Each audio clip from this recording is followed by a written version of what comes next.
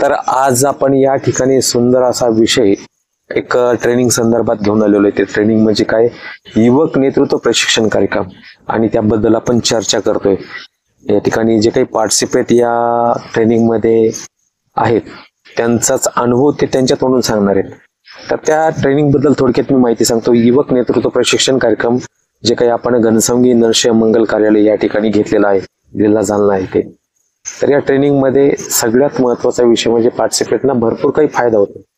आपण त्यामध्ये प्रामुख्याने एक 2-3 विषय या ठिकाणी सांगू शकतो. ते सगळ्यात पहिला फायदा म्हणजे काही त्यांच्यामध्ये शारीरिक आणि मानसिक जे काही आजार असतात ते आजार त्यांचे पूर्णतः बंद होऊन जातात किंवा पूर्णतः बरे होतात. त्यांचे शारीरिक आजारामध्ये कोणाचे पाठ दुखते, कोणाचं डोकं दुखते, कोणाचा पोटाचा प्रॉब्लेम आहे, कोणाचे छातीचे प्रॉब्लेम आहेत. जे काही प्रॉब्लेम असेल शरीराबद्दल की जे डॉक्टरकडे जाऊन आपण सहजतेने व्यवस्थित करून घेऊन येतो. परंतु दुसरा विषय या ठिकाणी आहे की मानसिक आजार सुद्धा असतात. मानसिक आजार म्हणजे काय की मनाचे आजार की जे आपल्याला स्वतःला लवकर समजत नाही आणि आपण डॉक्टरकडे गेल्यानंतर त्यांना व्यवस्थित, कारण जो काही पेशंट असतो त्यालाही सांगता येत नाही की माझ्यामध्ये काय होतंय किंवा मला या ठिकाणी मी काय सांगू डॉक्टरला. आणि असे बरेच या ठिकाणी मानसिक आजार असतात. त्याचा राग असेल, चिडचिडपणा असेल, भीती असेल, चिंता असेल, हे असायला पाहिजे आपल्याला. परंतु त्याचं सुद्धा एक प्रमाण असतं. त्या प्रमाणाच्या बाहेर गेल्यानंतर त्या व्यक्तीला, त्या तरुणींना खूप त्रास होतो त्या गोष्टींचा. आणि त्यांना व्यवस्थित करण्यासाठी आपण या ट्रेनिंगची मदत घेतो.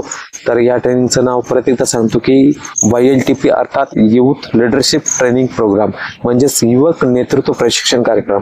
तर एक नेता नेतृत्व करण्यासाठी चांगल्या पद्धतीचा पाहिजे, हा महत्वाचा विषय या ठिकाणी आहे. आणि म्हणून हा सगळ्यात महत्वाचा विषय आपण घेऊन आलेलो आहे. तर मी सर्वप्रथम तुमचं नाव तुम्हाला विचारतो. तुमचं नाव आणि परिचय तुम्ही द्या. तुम्ही काय करताय हे सर्व प्रेक्षकांना आपण या ठिकाणी.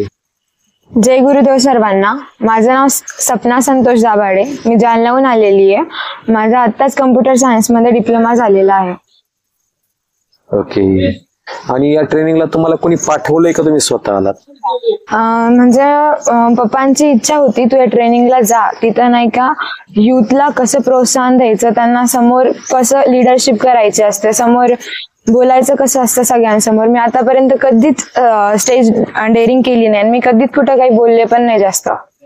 ओके. म्हणजे स्टेज करेज खूप महत्वाचा विषय, संप्रेषण सुद्धा खूप महत्वाचा विषय. हो. तर या ठिकाणी तुम्हाला तर छान असा फायदा झालेला आहे. परत आणखीन एक प्रश्न तुम्हाला विचारायचा की आता एवढंच काही आपण 7 दिवसामध्ये शिकलो नाही, बरेच विषय या ठिकाणी मी आताही बोललोय. पैकी चांगला बदल करणारा विषय तुम्हाला कुठला वाटला या ट्रेनिंग मधला, किंवा जेणेकरून तरुणांनाही या विषयाची गरज, असा कुठला चेंज तुमच्यामध्ये झाला? या 7 दिवसामध्ये जेवढं काही ट्रेनिंग झालं, जेवढे दिवस मी अनुभवले स्वतःमध्ये मला एवढा बदल दिसलाय की मला नाही का कोणी काही बोललं, जस्ट कोणी काही कॉम्प्लिमेंट दिली, मी लगेच रिॲक्ट करून त्याला तिथंच नाही का उत्तर देऊन टाकायचं, म्हणजे प्रतिउत्तर. मग ते घरी काही पण कन्व्हर्सेशन असो, घरचं का किंवा बाहेर तर असायचे, पण घरी मी थोडी कंट्रोलमध्ये असायचे. पण इथे आल्यापासून माझा स्वतःवरचा राग खूप कंट्रोल झालेला आहे. मी जास्त चिडचिड करणं सोडून दिलेलं आहे. आणि राहिलं शारीरिक बाबतीमध्ये तर मी 2 महिने सध्या घरीच होते. तर नाही का जेवण वगैरे काही केलं, मी जास्त झाडून वगैरे घेतलं, कुठून काही चालले थोडंफार, तर मला नाही का दम लागायचा. काही झालं की ब्रिदिंगला थोडासा हे व्हायचा. मम्मी म्हणे आपण हे करू, हे टेस्ट करू, ते टेस्ट करू. मम्मीचा इकडे आल्यावर पण फोन आला होता, इकडून आल्याच्या नंतर आपण चेकअप करू.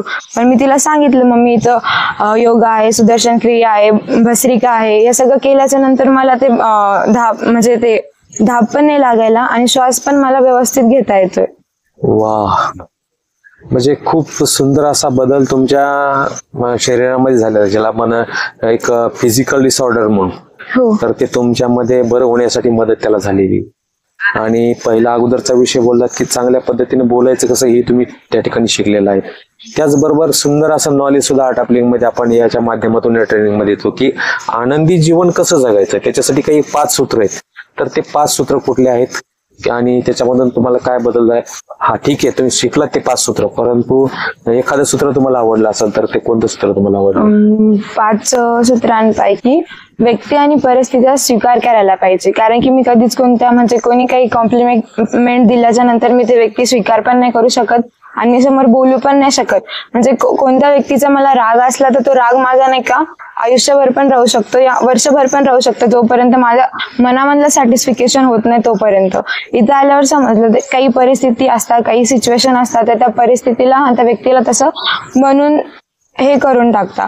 आणि इथं आल्यापासून हे पण समजलं की मैत्री कोणासोबत करायला पाहिजे, काय नाही करायला पाहिजे. आणि मी जास्त इमोशनल राहायचे कोणत्या पण गोष्टीमध्ये, मग ती मैत्री असो का फॅमिली काही असो. ओके, म्हणजे हाही खूप विषय तरुणांचा आहे किंवा एक त्याला आपण म्हणतो काय स्वतःलाच पडलेला एक प्रश्न सुद्धा या ठिकाणी असू शकतो. म्हणजे मला डिसिजन नाही घेता येत खुदच्या लाईफचे, पण मी कधीच डिसिजन घेतलेले नाहीये. आणि समोर काय चूज करायचं काय नाही हे सगळे पप्पाने ठरवलेलं आहे. पण मे बी इथनं पुढे हे युथ प्रशिक्षण भेटल्याच्या नंतर मी माझं ठरू शकन, आणि याच्यामध्ये पप्पांचं मार्गदर्शन मला हमेशा क्षणोक्षणी असतं. Very good, very good.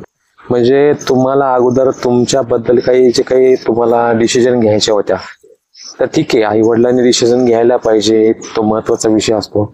परंतु काही डिसिजन असे असतात की ते आपल्यावरती निर्भर करतात, स्वतःवरती. तर ते डिसिजन तुम्ही आता चांगल्या पद्धतीने घेऊ शकतात, यामध्ये तुम्हाला शंका नाही.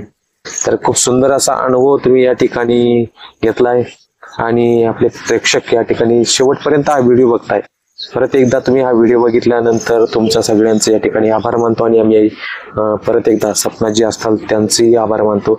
सुंदर असं ट्रेनिंग त्यांनी पूर्ण केलंय, आणि यानंतर पुढे चांगलं आनंदी जीवन जगण्याच्या शुभेच्छा त्यांना देतोय मी.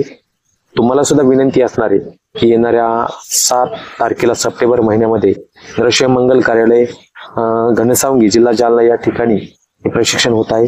नक्कीच तुम्ही या ठिकाणी याल अशी अपेक्षा ठेवतो. धन्यवाद. जय गुरुदेव. जय गुरुदेव.